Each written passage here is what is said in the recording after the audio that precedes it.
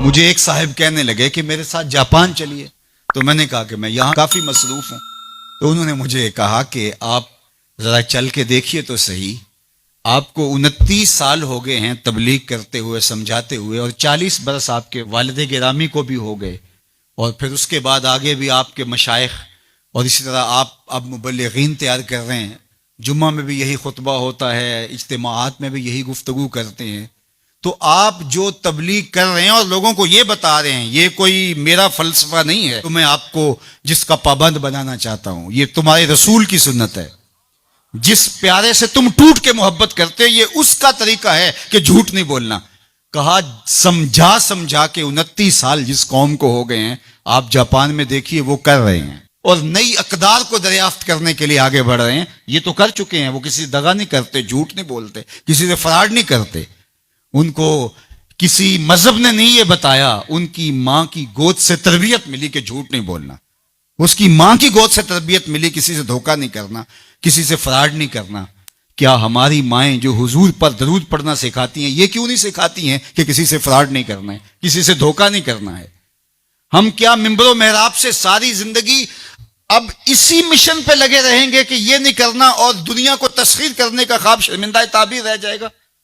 یار جب بچہ ہوتا ہے کچی کلاس کے اندر تو اس کو پورنے ڈال کے دیے جاتے ہیں، آپ کو اگر یاد ہو تو، اور اس کے اوپر وہ لفظ لکھتا ہے، اور وہ میٹرک تک چلا جائے ابھی تک پورنے ہی جو ہے اس کو ڈال کے دینے پڑے، تو پھر وہ کس طرح ماسٹر کرے گا؟ یار ابھی تک ہم سچ بولنے کے عادی نہیں ہوئے، پوری کائنات کے اندر محمد عربی کا دین کیسے پہنچائیں گے ہم کیسے پہنچائیں گے؟ دنیا کہاں سے کہاں چلی گئی اور ہم کہاں کھڑے ہیں؟ اکبر الہ آبادی نے کہا تھا، مس پہ ہے اپنی نظر اور سیم ان کے ہاتھ میں. ہم ابھی تانبے کو دیکھ رہے ہیں اور وہ چاندی بھی اٹھا کے لے گئے.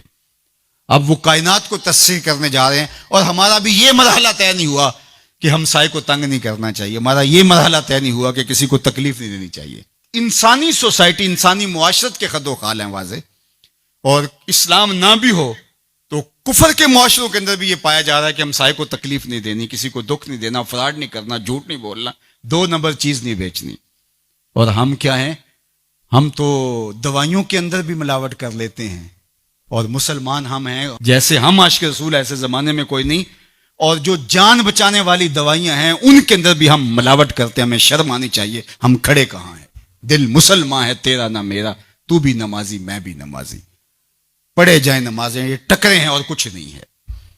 ہمارا دین ہم کو ایک ایسی پاکیزہ زندگی گزارنے کی تلقین کرتا ہے.